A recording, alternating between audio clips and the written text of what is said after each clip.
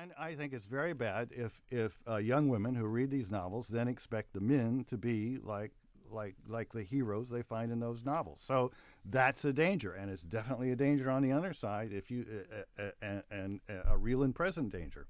One thing that I think would be good is if we get more and more virtual pornography, where the pornography doesn't really involve real people that have to do these acts and get bound if that's what's involved. Just as most of the violent stuff that kids play in games doesn't involve real people. But I'll leave it at that. Well, I don't share your optimism about virtual pornography because while I agree that one important aspect of the whole question is what's being done with real people, the real actors, another important question is what's being done to the consumer and the people who hook up with the consumer.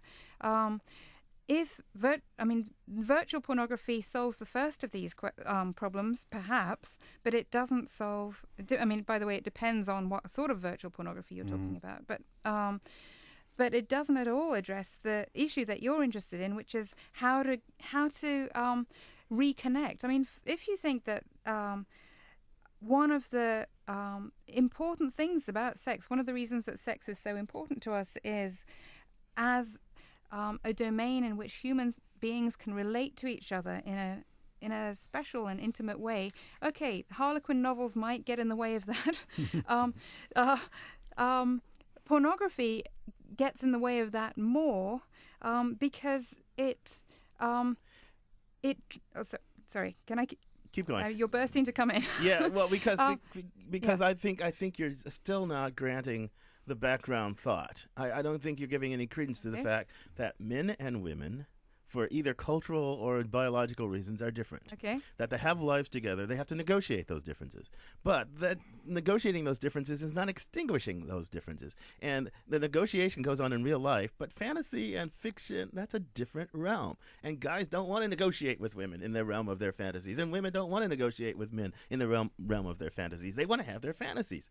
And I now, it's true that fantasy can configure real life, but there's two different sources of pressure. Real life is if men just had power to enslave and dominate women, that would be a really bad thing because they would run amok, right? And they have run amok at times. But when power relations are roughly equal, most of the time. Yeah, but when power relations are roughly equal, then I'm not so sure that you have to restrict men's fantasies in order to make real life more mutual and reciprocal. I'm just not so sure of that. Okay. Well, one thing that persuaded me about this was reading a number of interviews with men who were consuming pornography that were collected together by Pamela Paul. So she's a journalist who wrote a book called Pornified.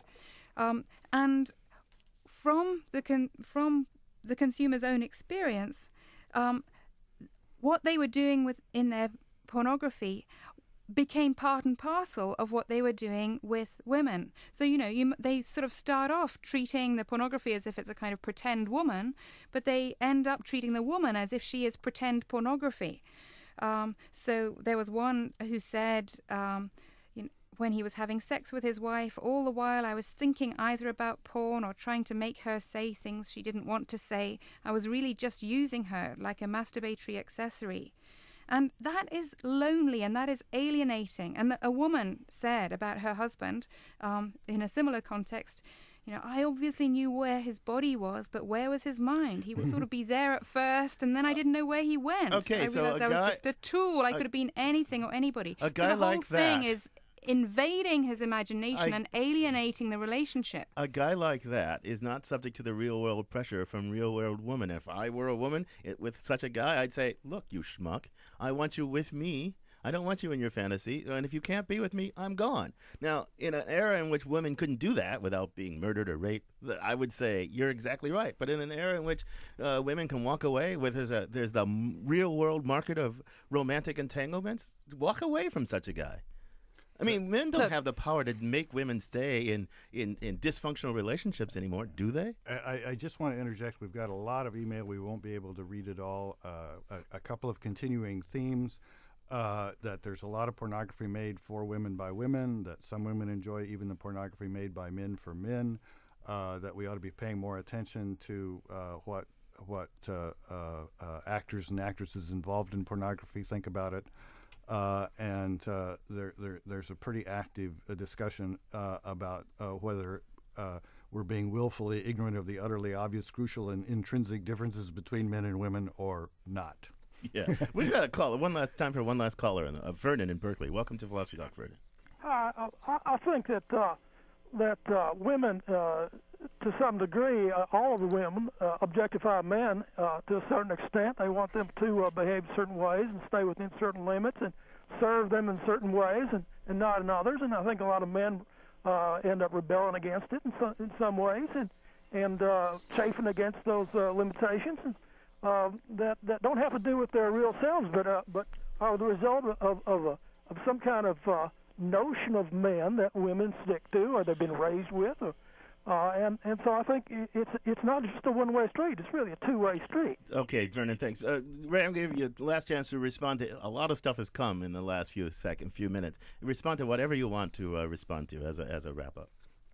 I mean, I guess what I would want to say is that when we're thinking about fantasy, we need to think about how fantasy is at least sometimes, to a certain degree, practice for the real world. And if people don't want their imaginations scripted by outsiders, they shouldn't. I mean, it's a good idea if they, for the sake of their own sexual autonomy, as anything else, to steer clear of that sort of porn. Yeah, well, that's a good thought, Ray. And on that good note, I'm going to thank you for joining us. It's been an interesting conversation.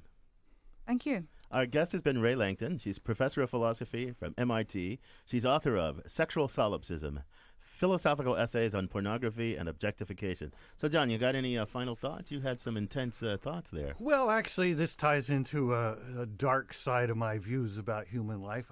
I think there are big differences between men and women. I think men are a kind of an evolutionary holdover that isn't doing the world a lot of good. You say that a lot. You really do believe that, don't you? I really do believe that. I mean, if you look at the prison populations, who commits violence, so forth and so on, it's overwhelmingly men. Maybe it's just bad education. It could all be cured up by better elementary schools, but I doubt it. But given that we're not going to get rid of men, we got to figure out what to do about them. And I think one of the bad reactions to pornography is just women don't want to know the truth about men's internal life. There you go. I've done a blog on this. You can check out our blog at Philosophy Talk, the blog.philosophytalk.org, where our motto is Cogito Ergo Plugo. I think, therefore I blog. And you can download podcasts of our program from our website as well. For the final word, we're going to turn to our own smutmonger, Ian Scholes, the 60-second philosopher. Ian Scholes. Pornography has been with us since civilization was knee-high to a grasshopper. But it was not until the rise of the printed word, and hence books, magazines, the postal service, photography, movies, and finally videocassettes, DVDs, and the Internet, that porn was put right in the laps, as it were, of pretty much anybody who wants it. Not only that, in this new YouTube world, consumers have become producers. Many disapprove of pornography on various grounds, but somehow that has not stopped porn from proliferating. The exact effect porn has on society is still and will always be debated, but I noticed an article recently about a rise in the occurrence of women having cosmetic surgery on their labia, so they will conform to some aesthetic ideal of what labia are supposed to look like.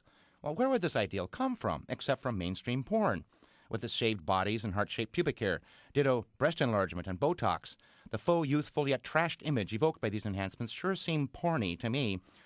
On the other hand, much attention has been focused on mainstream porn, with its outlandish and cartoony caricatures of women with big hair, outsized fingernails, and breasts that could kill you if dropped from a great height. But there is another porn, in fact, many porns. The other day I spotted in a news group, for instance, this. Any girls on here who enjoy crushing toy cars with high-heel shoes? In this simple query, you see the whole power and glory of the Internet. Here is a guy, I assume, who before the rise of the Internet would be forced to keep such a niche fantasy to himself. Well, they could share it, I suppose, but would be greeted, I would think, quizzically, especially by collectors of toy cars. But on the Internet, surely he will find some girl who, yes, does enjoy crushing toy cars with high-heel shoes and enjoys being watched while she does it. What is out there? Well, here's a brief list off the top of my head.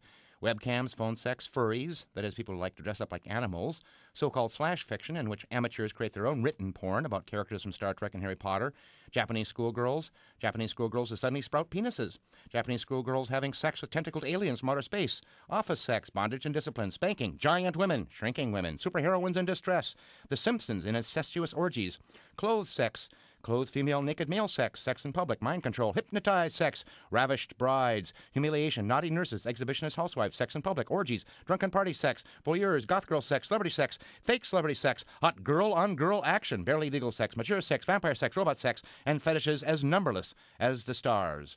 Me, I like my porn the way I like my coffee, tepid in a cardboard cup. And yeah, there's an app for that. I gotta go.